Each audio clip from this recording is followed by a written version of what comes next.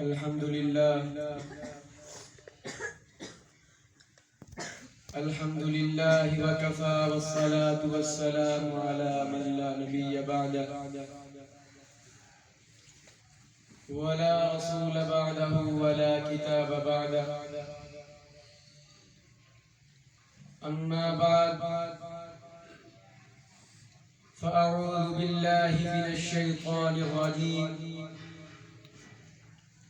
بسم الله الرحمن الرحيم النبي أولى بالمؤمنين من أنفسهم وأزواجه أمهاتهم صدق الله العظيم.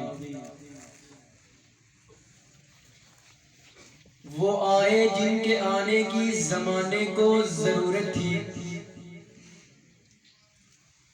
وہ آئے جن کے آنے کی زمانے کو ضرورت تھی، وہ آئے جن کے لیے بے چین فطرت تھی، وہ آئے نغمہ داؤد میں جن کا ترانہ تھا، وہ آئے گری آئے یعقوب میں جن کا فسانہ تھا، وہ آئے جن کی خاطر مضطرب تھی وادی بطحا، وہ آئے جن کے قدموں کے لیے کعبہ ترستا تھا، وہ آئے جن کو حق نے گود کی خلوت میں پالا تھا،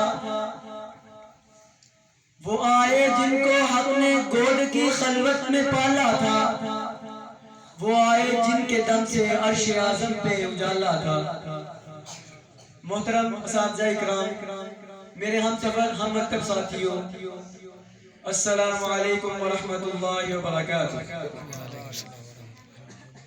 آج میں آپ حضرات کے سامنے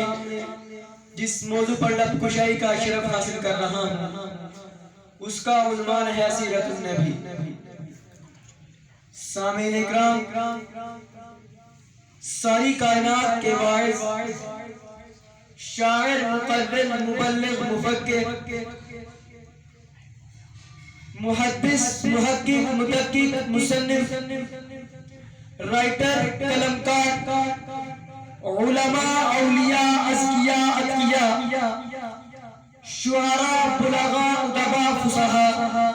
حتیٰ کہ ساری کائنات کے انبیاء بھی اگر جمع ہو کر میرے پیغمبر کی مدح سرائی، سیرت نگاری، عظمت و رفعت و منقبت بیان کرنا چاہے تو پھر اس شاعر کی طرح آخر میں یہ کہنا پڑتا ہے جس نے اللہ کے نبی کی شان میں 40 سال کلام لکھا، دیوان لکھا، نبی کی سیرت، نبی کی صورت، نبی کی عزت و عظمت و رفعت و منقبت، نبی کا تقدس، نبی کی ناموس، نبی کی رسالت، نبی کی شریعت، نبی کی شجاعت، نبی کی فراست، نبی کی ذہانت، نبی کی بطانت، میرے پیغمبر کے اعمال، نبی کے کردار، نبی کی گفتار، نبی کے اقوال، نبی کے افعال، نبی کے خط و خال کی تجلیات کو لکھتا رہا. جب لکھنا شروع کیا تو عمر 30 سال تھی، 40 سال تک لکھتا رہا تو ایک دن اس نے اپنا سارا کلام، اپنا سارا دیوان اپنے سامنے رکھا اور کہنے لگا، اے اللہ کے نبی، میں نے پوری زندگی آپ کی عزت و عظمت و رفعت و منقبت پر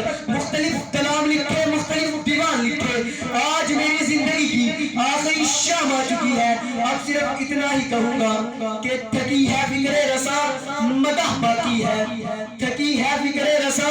مدح باقی ہے، قلم ہے آب لاپا،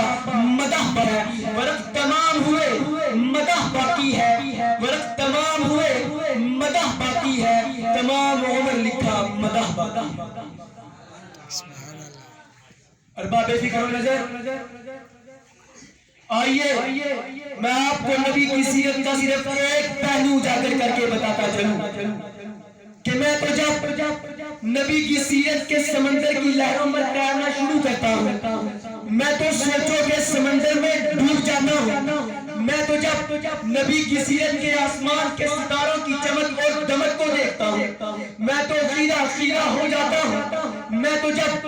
نبی کی سیرت کے گلستان کے پھولوں کی پتیوں کی مہکوں کو سونگتا ہوں میں تو معمر و معطر ہو جاتا ہوں. میں تو جب نبی کی سیرت کی کتاب کی ہیڈ لائنز، شہ سرخی اور زیب عنوان کو پڑھتا ہوں میں تو سوچوں کے سمندر میں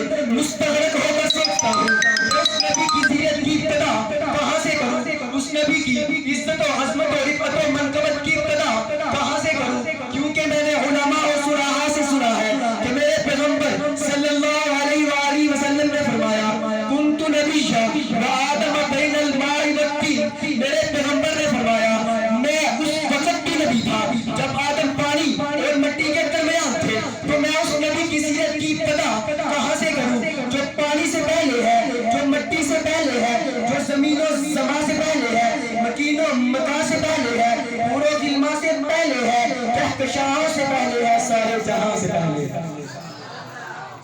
صلاۃ اللہ کلام اللہ جہاں دیکھا تو یہ دیکھا، صلاۃ اللہ کلام اللہ جہاں دیکھا تو یہ دیکھا، اگر لکھا خدا دیکھا تو محمد بھی لکھا دیکھا۔ ارباب فکر و نظر، میرے نبی کی سیرت کی ابتدا تو عالم ارواح سے ہوتی ہے۔ وَإِذْ أَخَذَ اللَّهُ مِيثَاقَ النَّبِيِّينَ میں مجھے اس نبی کی عزت و عظمت کے ترانے نظر آتے ہیں، اور جب میں عالم دنیا میں دیکھتا ہوں تو ہر در و دیوار پر، ہر زہر و بازار پر، ہر منبر و محراب پر، ہر پتھر کی چٹان پر، ہر پرندے کی اڑان پر، ہر مچھلی کی زبان پر مجھے اس نبی پر درود و سلام کے ترانے نظر آتے ہیں۔ جی ہاں، میں بیت المقدس میں جاؤں تو نام اس کا نظر آتا ہے، میں بیت اللہ میں چلا جاؤں تو بھی نام اسی کا نظر آتا ہے، اگر میں مسجد نبوی میں چلا جاؤں تو اس نبی کے دروازے پر رحمت کی بارش برستی نظر آتی ہے۔ جی ہاں، میں درات کھولوں تو نام اس کا نظر آتا ہے، زبور کھولوں تو مقام اس کا نظر آتا ہے، میں انجیل کھولوں تو احترام اس کا نظر آتا ہے، اگر میں قرآن کی آیات کھولوں تو بھی اخلاق اس پیغمبر کا نظر آتا ہے، اگر میں تکبیر کہوں تکبیر میں بھی نام اسی کا نظر آتا ہے، میں اذان کہوں تو اذان میں بھی نام اسی کا نظر آتا ہے، اگر میں نماز پڑھوں نماز میں بھی سلام اسی کا نظر آتا ہے، اگر میں دعا مانگوں تو دعا میں بھی وسیلہ اسی کا نظر آتا ہے، اگر میں مر جاؤں تو میرے مرنے کے بعد میرے نماز جنازہ پر درود و سلام اس پیغمبر کا نظر آتا ہے، اگر میں قبر میں اتارا جاؤں تو بھی نام اسی کا نظر آتا ہے، اگر میں محشر میں چلا جاؤں تو اس نبی کا جھنڈا لواء الحمد مجھے لہراتا نظر آتا ہے، اگر میں حوض کوثر پہ چلا جاؤں تو اس نبی کا جام مجھے چمکتا نظر آتا ہے، اگر میں جنت میں چلا جاؤں تو جنت کے ماتھے پر مجھے اس نبی کا نام چمکتا نظر آتا ہے، اگر میں جنت کے اندر چلا جاؤں میں جنت کی لہروں میں دیکھوں، میں جنت کے پودوں کے پتوں پہ دیکھوں،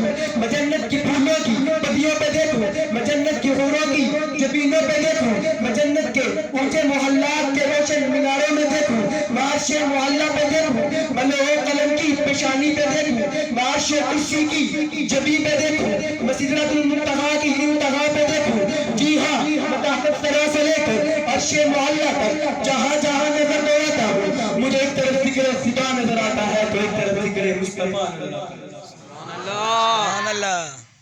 خدا اگر محمد کو پیدا نہ کرتا، خدا کی قسم یہ خدا ہی نہ ہوتی،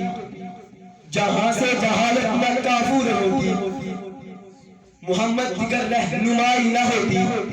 نہ جنت نہ دوزخ خدا پیدا کرتا، نہ جنت نہ دوزخ خدا پیدا کرتا، گر احمد کی جلوہ نمائی نہ ہوتی، خدا جان شمسو قمر پوجتے ہم، خدا جان شمسو قمر پوجتے ہم، گر ہدایت محمد سے پائی نہ ہوتی، محمد پہ قرآن نازل نہ ہوتا، محمد پہ قرآن نازل نہ ہوتا، کسی کی بھی مشکل کشائی نہ ہوتی، دلوں میں عبادت محبت نہ ہوتی، کسی کی بھی مشکل کشائی نہ ہوتی۔ وآخر دعوانا الحمدللہ رب العالمین۔